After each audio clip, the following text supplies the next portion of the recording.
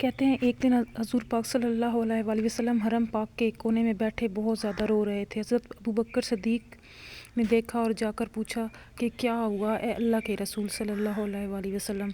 آپ صلی اللہ علیہ وآلہ وسلم نے کہا کہ ابوبکر، اگر میرے پاس پیسے ہوتے، اگر میں استطاعت رکھتا تو میں حضرت بلال حبشی رضی اللہ تعالیٰ عنہ کو خرید لیتا۔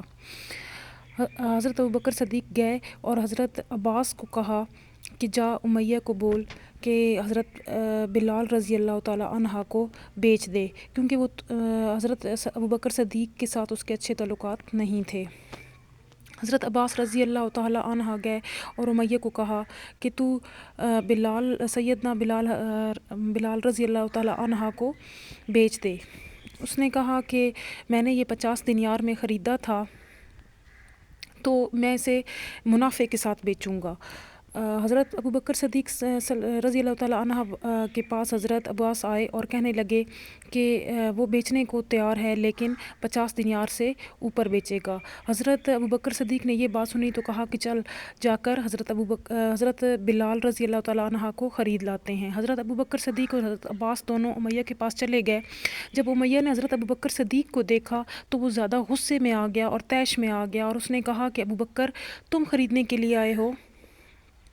اب میں حضرت بلال رضی اللہ تعالیٰ عنہ کو، اس نے کہا کہ میں اب بلال کو 20,000 دینار میں بیچوں گا اور اس کے بدلے تمہیں مجھے 3 اور غلام بھی فروخت کرنے ہوں گے جو رومی غلام ہیں تمہارے پاس، جن میں 2 غلام تھے اور 1 لونڈی تھی۔ حضرت ابوبکر صدیق نے کہا کہ مجھے یہ سودا منظور ہے۔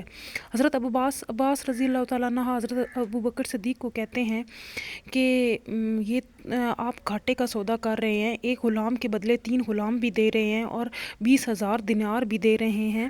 تو حضرت ابوبکر صدیق کہتے ہیں کہ عباس، تو نے کلمہ ابھی تک نہیں پڑھا، اس لیے تو نہیں جانتا کہ میں کتنے نفع کا سودا کر رہا ہوں۔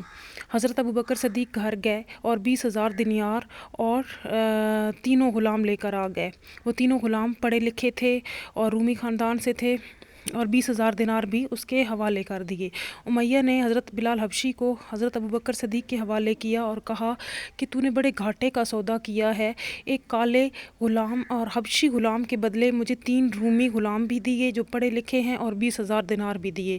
تو حضرت ابوبکر صدیق نے کہا کہ تو مسلمان نہیں ہے، اس لیے تو نہیں جانتا کہ یہ جو عاشق رسول صلی اللہ علیہ وآلہ وسلم حضرت بلال رضی اللہ تعالیٰ عنہ ہیں، یہ کتنے قیمتی انسان ہیں، کیونکہ یہ میرے رسول صلی اللہ علیہ وآلہ وسلم سے محبت کرتے ہیں اور میرا رسول صلی اللہ علیہ وسلم اس کے باطن کے خوبصورتی کو جانتا ہے، تو اس کا ظاہر دیکھ رہا ہے۔